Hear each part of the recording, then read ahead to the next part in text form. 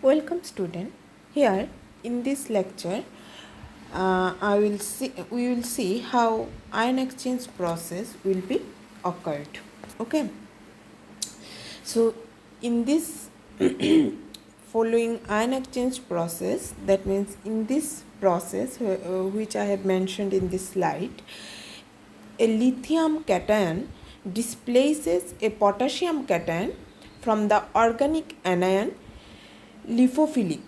Okay, so here we can embed the lipophilic anion in a membrane which I have shown in this figure and place it in a solution of lithium cation.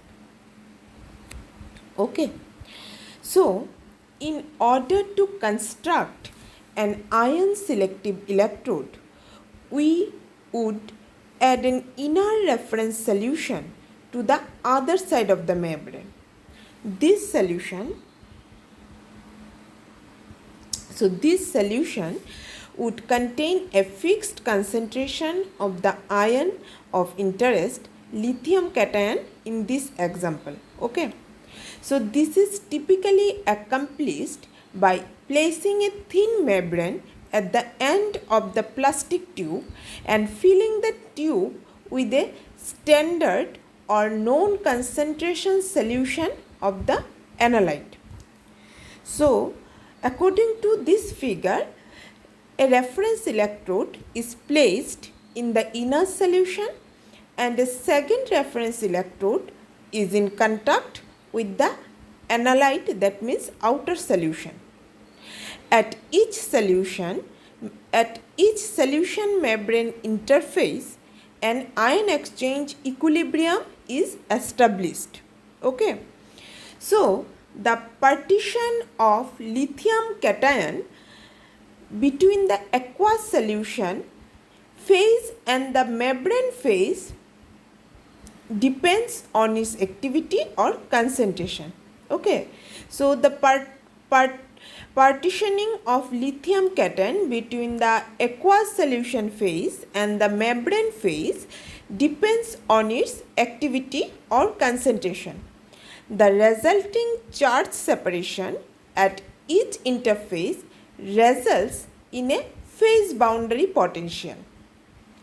If the analyte ion concentration on each side of the membrane was equal, then the potential difference across the membrane would be 0. Okay. However, if the concentration are not equal, then a membrane potential will develop. Okay, so the two reference electrode measure the potential difference across the membrane. Okay, so here I have listed out all this point of how ion exchange process takes place. Okay, now here in this slide I will discuss ion transport with an ionophore. Okay, so see,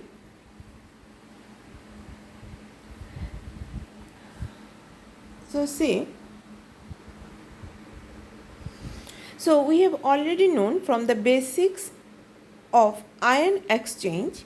Let's put a membrane containing an ionophore between an unknown analyte solution and a known reference solution like this figure. Okay, so in this example or in this figure, the analyte is, that means the test sample is A positive. Okay, the ionophores a neutral carrier molecule represented by the blue oval. Okay, in the membrane. Okay, so the ionophores a neutral carrier molecule represented by the blue oval. Okay, the ionophore cannot diffuse out of the membrane but it can trap the analyte ion, that means A positive, at the interface between the solution and membrane. Okay. Without the ionophore, the analyte would be unable to partition into the organic membrane. Okay, so see here the point I have listed out here. A membrane containing an ionophore between an unknown analyte solution and a known reference solution.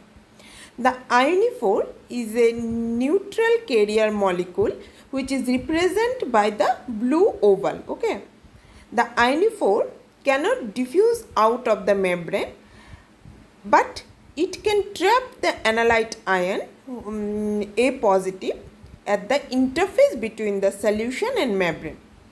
Without this ionophore, the analyte would be unable to partition into the organic membrane.